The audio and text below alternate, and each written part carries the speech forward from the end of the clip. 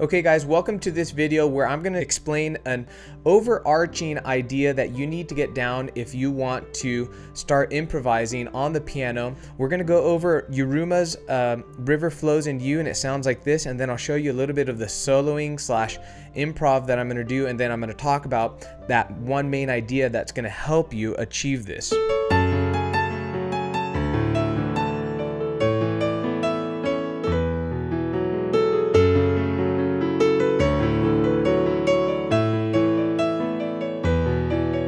Now, if I wanted to go into a solo, I might do something like this.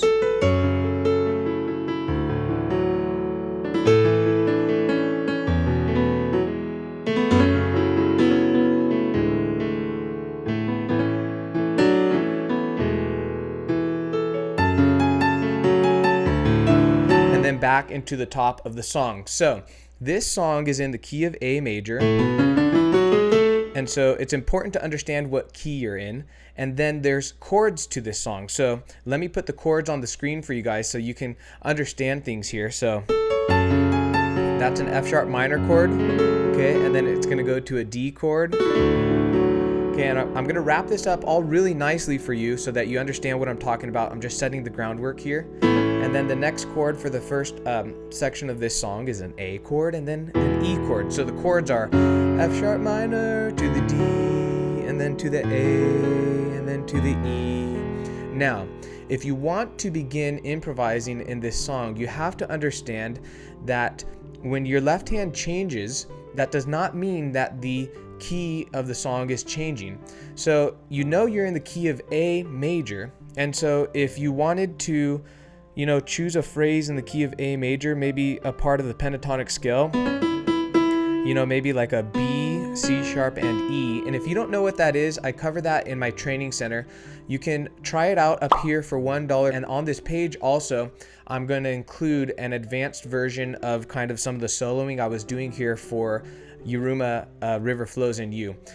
So go check that out if you want to learn how to play freely and you're interested in kind of what I'm talking about here. But in the key of A major, if you're going to take, you know, a pentatonic scale and kind of use these three notes in the key of A major, this phrase, you can use that over the entire chord progression, and you have to make sure that you're not changing key signatures.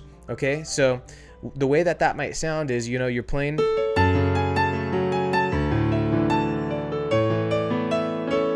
Let's do it here, solo.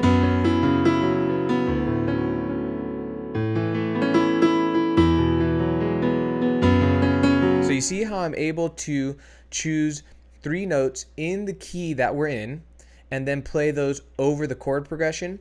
That's how you begin improving and playing freely and kind of naturally and playing creatively. Now, the pitfall. This is the pitfall that a lot of people fall into, and I've had a lot of people ask questions on this that are enrolled in my training center, and they say, well, you know how we're moving from an F sharp minor to a D? The way that I'm thinking of it, Nick, is I'm thinking since I go to a D chord, then I move into the key of D. Well, that's actually not correct. Do not fall into this idea that when the chord progression moves to a D chord, you're switching to the key of D to do your soloing. And then, you know, when it switches, you know, maybe to the last chord of the chord progression, E, you're not moving to the key of E, okay? The chord progression does not dictate what key you're in. The key of the song as a whole, when it starts, that stays the same throughout the song. So to close out the video, what if we decided to use a different phrase in the key of A major? Okay, so what if we decide to take the one note, the seventh note of the scale, so 1, 2, 3, 4, 5, 6, 7, the seventh note right here, and then how about the fifth note? So what if we did this? Da, da, dum, da, da, dum. And by the way, this rhythm that I'm playing here is a polyrhythm.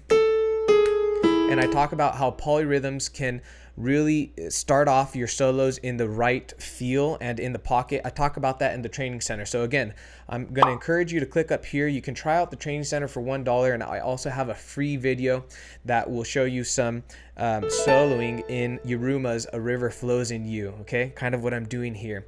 So back to this 1, 2, 2. So we know that this phrase in the key of A major will go over the chord progression very nicely. So again, so if we were playing the song,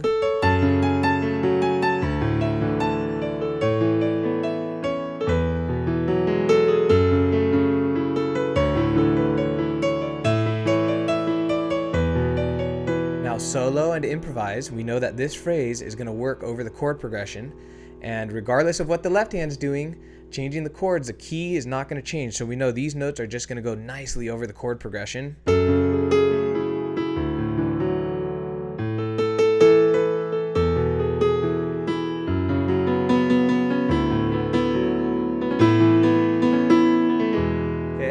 So hopefully that makes sense. I want you to make sure that you have this main idea down as you move through the Solo and Improvise Like Me course if you are in the training center.